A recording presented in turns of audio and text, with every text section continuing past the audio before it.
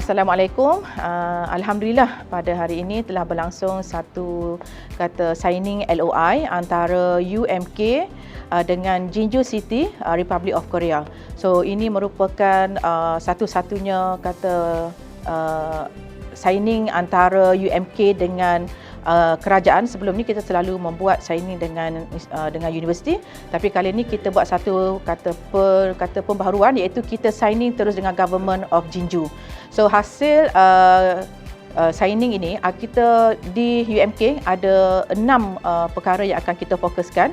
Pertama berkaitan dengan entrepreneurship dan innovation, sebab kita tahu Jeonju merupakan tempat kelahiran semua konglomerat bisnes di Korea seperti Samsung, LG, Hyosung dan Hyundai. So kita mohon support daripada Jeonju City untuk bantu UMK untuk menghubungkan dengan semua bisnes-bisnes yang saya sebutkan tadi.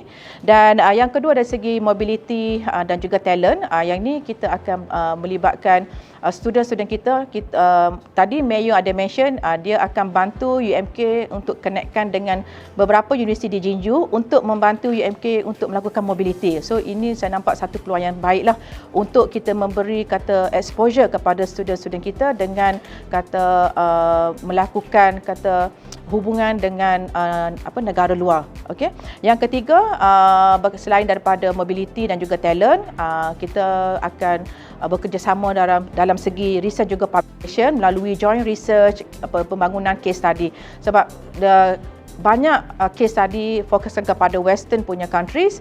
So now kita dalam proses untuk developing case study berkaitan dengan Asian punya region. So tadi Mayor akan memberi support kepada kami atau memberi akses untuk kami develop case study berkaitan dengan K-entrepreneurship. Yang keempat adalah berkaitan dengan industry networking. So setiap tahun Jeonju akan mengadakan K-Entrepreneurship Forum yang dihadiri dan disertai oleh semua top business di Korea, dan kita UMK mendapat privilege dan akan mendapat jemputan khas daripada Jeonju City untuk hadir ke forum tersebut, dan kita akan propose beberapa cadangan pada forum tersebut. Dan yang kelima adalah berkaitan dengan SME development. So tadi Mayor ada mention berkaitan dengan Jeonju City merupakan produce local community seperti social business. So kita akan bekerjasama dengan Mayor dan kita akan memperkenalkan SMEs kita dan local product kita di Jeonju.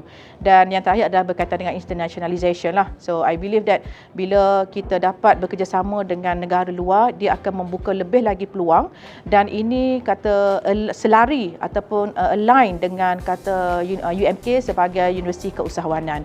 So hopefully dengan kerjasama ini kita akan terus membuka mata dan keterlihatan UMK di mata dunia.